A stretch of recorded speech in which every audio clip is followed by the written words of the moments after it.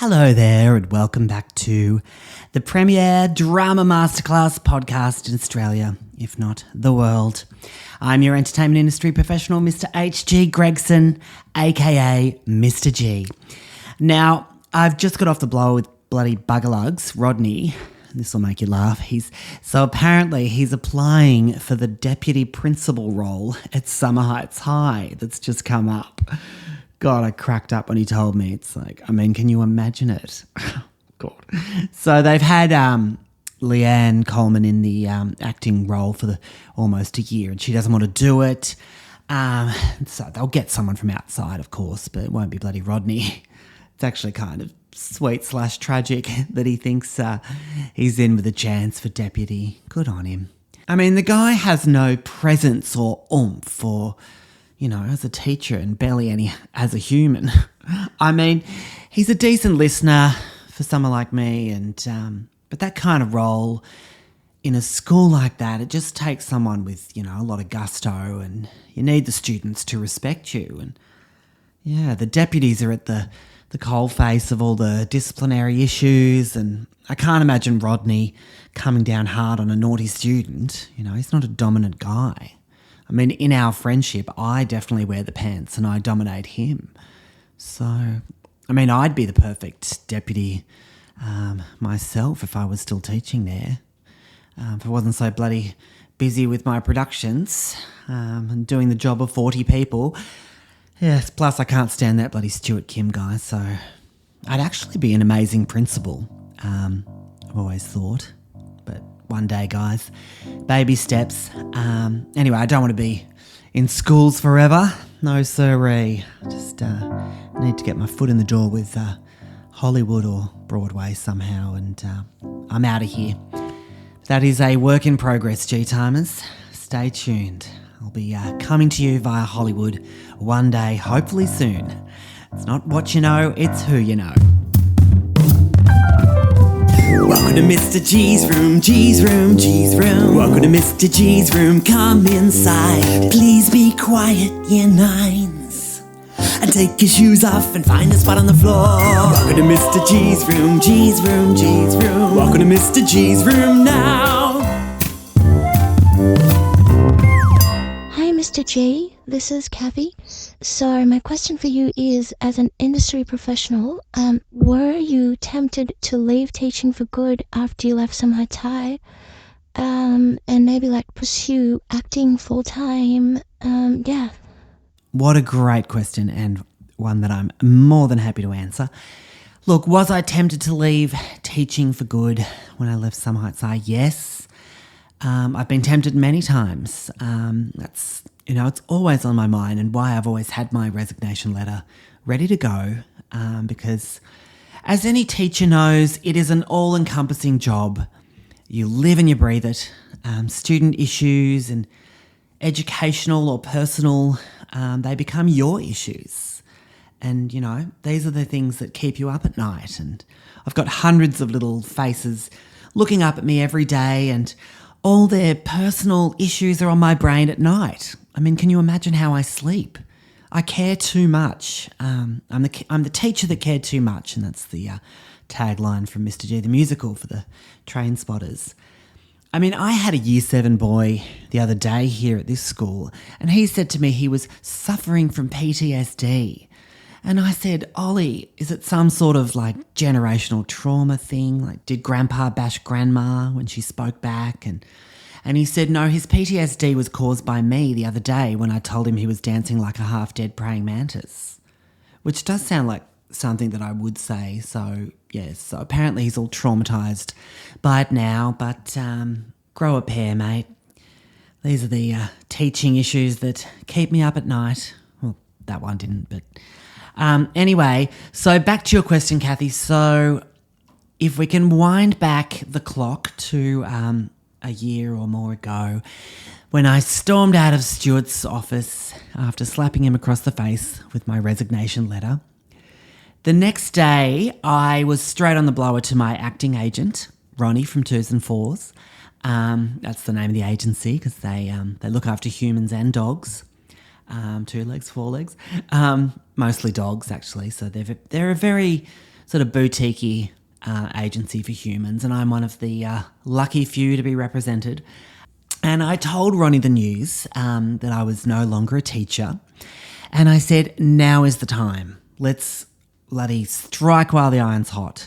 Get me a professional musical run or a long-running TV series. I mean, you tell me. Get me the auditions, get me the go-sees. Do I need to move to LA for pilot season? I told him, look, this is what we've been waiting for. I'm free now. I'll take a 7-season contract on a hit drama. Yes, please. And he said the best he could do was some extra work for now. And I said, you are bloody kidding me. Extra work? Do you know how much bloody talent I have? And how wasted I am as an extra? And he said, look, Greg, you've been teaching for so long now, and the casting people are all new since I was an industry professional before Teachers College, and so they don't know who you are and what you can do. So, you're very much off the radar in the industry. And so I did the extra work. It was a day on a Chemist Warehouse ad, and very big budget, and I was deep background, reaching up for some body wash on a high shelf over and over again, shoulders killing me. I said to the assistant director, we are allowed a 10-minute break every hour according to MIA, the Actors Union. So I think I lifted that body wash bottle above my head about 180 times. And then, after suffering that indignity, I got cut from the ad. Bloody completely edited out. You can actually see my knee in the background of a close-up of a child if you play it back in slow-mo. So, yeah, Rodney came over and we played my knee move a few times, and he said he'd recognise that knee anywhere. So I did my acting work per se, but yes, not the dream, but it's a slow build, Ronnie said.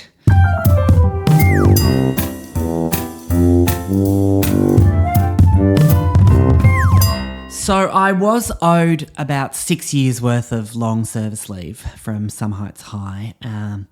I never took any, so that was owed to me, 6 years of income.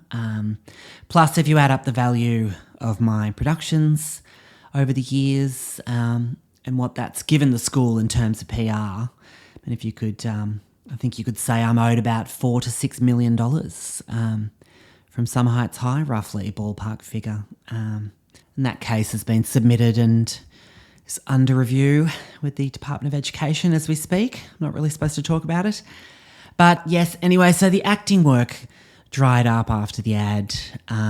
So I had 6 months off just twiddling my thumbs. I was in my Norma Desmond era, a star of yesteryear, just swanning around at home in my silk Peter Alexander PJs with the musical notes. Sometimes all day, just, Rodney called and he said, why don't you work on a new musical? And I just snapped and I said, what's the point? And mind your own beeswax, Rodney. So bloody bored and irritated.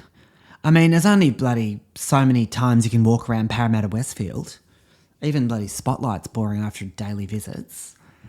So at this point, I'd put teaching behind me. I wasn't going to do that ever again.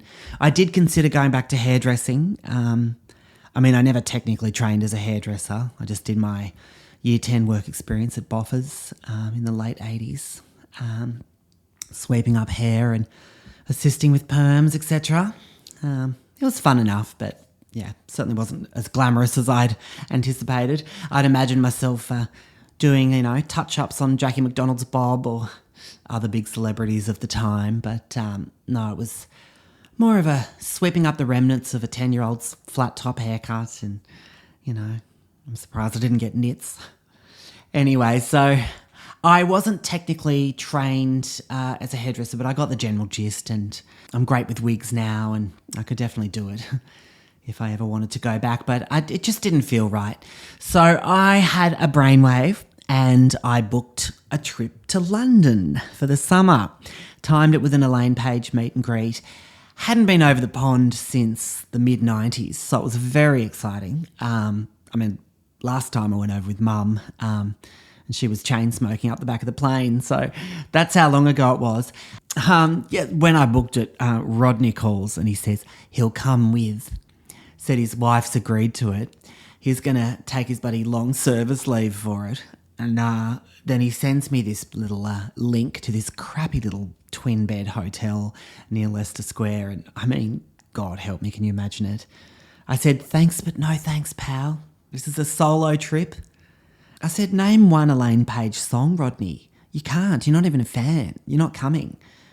Can you imagine it? Bloody hell. God, I'd be sashaying out of my Leicester Square bathroom, hotel room in my linen robe to bloody Rodney sitting on a single bed in his chinos, doing a man spread, reading his John Grisham and saying, beg yours, after he quietly burps. One of his many icks. And there's a long list of them, let me tell you. So, went solo to London, thank God. Love London. Oh my God, the West End. My heart lies in the West End. I saw every show possible. Spine was literally tingling every single night. Almost tripped a giraffe over at the Lion King when I spun around into the aisle gasping. Waited afterwards to meet the casts in the alleyways, and every night I was on the tube post-musical clutching a program and, literally shivering ecstatically with my excitement quivers. And I remember a lovely Jamaican woman thought I was having an epileptic fit, and I said no, I just met Sarah Brightman in an alleyway and she signed my program. Look, I would bloody love to book a professional musical there and just base myself in that area. Oh my God, it'd be heaven, literally. I was just devastated when that trip came to an end. And I don't often cry because I'm not a very emotional guy, but I did shed a tear as the plane took off at Heathrow, and that tear dropped onto my Elaine Page Memories signed single. Luckily, the plastic cover was on it, so it was an easy wipe down. Look, and on that flight, I said to myself, Greg, you are one confused guy right now. What the hell are you going to do with your life when you get back to Australia? And that woman next to me on the plane, she said, did you mean to say that out loud? And I said, yes, I have main character syndrome and I always narrate my life. So pop your headphones on, love, because it's going to be a long flight.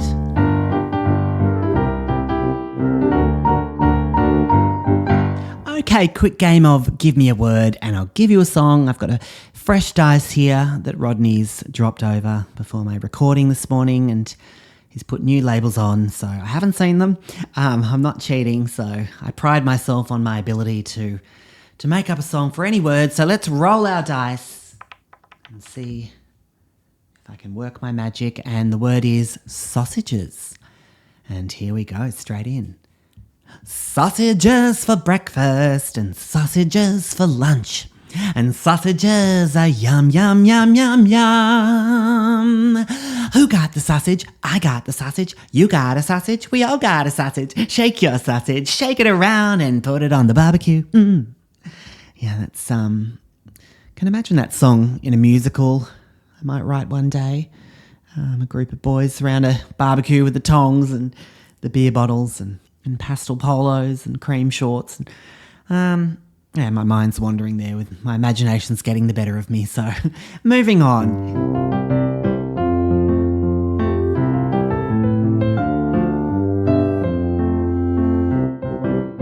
So after London, I was back at home on my sabbatical, settled back into mundane life, cruising around Parramatta Westfield and going to Spotlight, etc. Far from the glitz and glamour of the West End, and Rodney had been house sitting actually because I needed someone to feed Meryl, my mini sausage dog. It's a very sausage themed episode. And can I tell you, never ask Rodney to house sit. I am still finding his hair all over my apartment. Rodney's little fine beige hair all over my couch. It's disgusting. It's not all from his head, but let's not go there, sister. Look, I said to him, Rodney, can you explain the excessive dandruff flakes on the back of my chaise lounge? And he claims he never sat there, but, I beg to differ. Nothing the Dyson can't handle, but it wasn't ideal to come home to that. But someone had to feed Meryl, so beggars can't be choosers.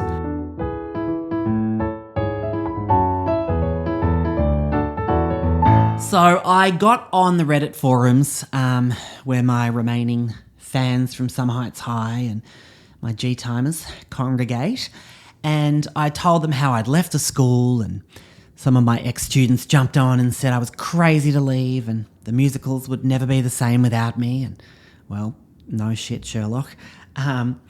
Everyone was begging me to go back to teach, and then I heard via Rodney that Stuart Kim said he would never consider rehiring me. And I said, well, stuff him and stuff that stupid school, because I am destined for bigger things than that. Just you wait and tell bloody Stuart Kim that. Then I had Mum come and stay. She came down for 2 weeks and stayed in my guest room. And she kept just looking at me and sighing and just doing a big long sigh and resting her head in her hand. And I said, what's with the look? And she said, people are asking me what you're doing now and I don't know what to tell them. And I said, tell them that life as a multi-hyphen entertainment industry professional is not all bloody red carpets and lights, camera, action. For every bloody job an actor gets, they've had 99 knockbacks. Even bloody Meryl Streep's getting knockbacks, Mum. And she said, Helen... She still calls me by my real name. She said, Helen, I was talking to Auntie June and we both agreed. You've given up a perfectly good job. Now you're unemployed. You've put on face weight and you're no longer a good prospect for any woman. I said, well, you can tell Auntie June to never underestimate me.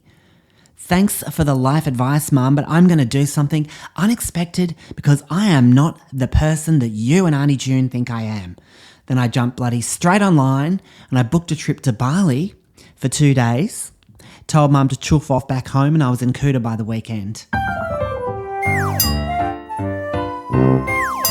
Bali was life-changing. The humidity was not my friend though. My hair goes back to its natural curls in that weather, so I looked like Richard Simmons and had to wear a bandana to keep it under control.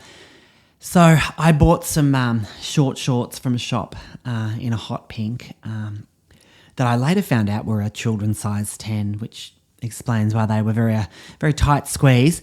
But I just paired them with a mesh singlet and some flip-flops and that I found at the markets. I just needed the airflow and the humidity. Then I decided to get a massage, of all things, which is very unlike me, if you know me, because I don't like being touched as a rule.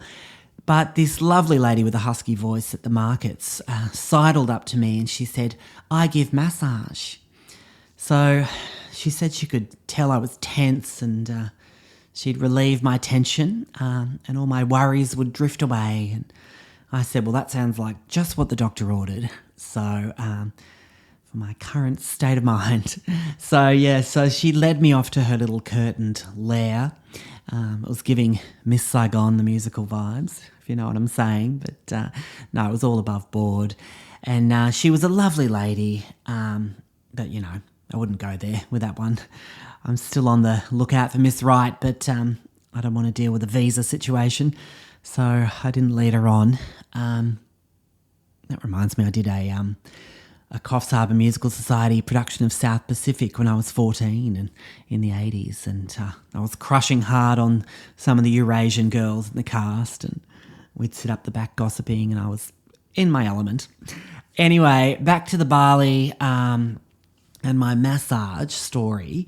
So we got talking and I told her my whole history and my experience as a theatre industry professional and a multi-hyphen and all the shows that I'd written and produced and some of the stories of my students and how much they love my musicals and how their faces light up when I'm playing the Beast, when they come into my classroom and or when I do my performance demos for them and the laughter that emanates from the classroom during a game of Slap the Butcher.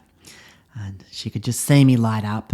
And she said to me, when we were driving around Kuta later that night, she leaned over on the back seat of the rickshaw and she whispered in my ear in her husky voice and she said, Greg, you have to teach.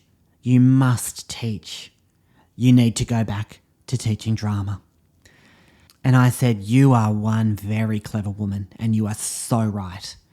I dropped her off at her little shanty town and I thanked her, and coincidentally that was the same night I lost my phone and wallet, which is another whole story for another time. But I did get home safely, and I got onto the Department of Education website that night, and there was a position going at Summer Boys, selective state school, very prestigious. I applied, and once word had got around that the teaching industry, that I was ready to come back to teach, there was a flurry of excitement, a lot of talk and enthusiasm amongst teachers, and everyone was pretty keen to see where I'd end up. So I did my interview at Summer Boys. The principal loved me. Who wouldn't? And I got the job, and it felt so right. Rodney exploded with excitement when he heard, because Summer Boys is actually on the same street as Summer Heights High, just further down. So he was pleased that I'd be back in the zone. So I'm going to tell you all about this school in coming episodes. But yes, that's my story of my sabbatical, and thanks to that sweet little Balinese masseuse with the cute little lady moustache, I am now one happy teacher.